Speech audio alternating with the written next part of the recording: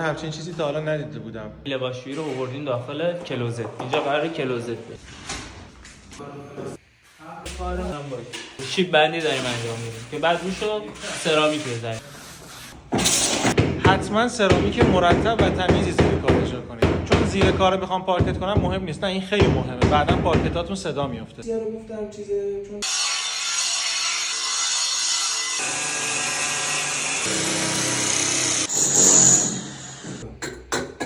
اینجا هست یا حمام این خونه است 60% کار شده. یه سقف کماف جذابم اینجا. همچین چیزی تا حالا ندیده بودم. بیس ساختمان یه مش بستنه و توری بستن. 4 سان ضخامت گشت دادم بهش. بازسازی وقتی میگیم قابل پیش بینی نیست.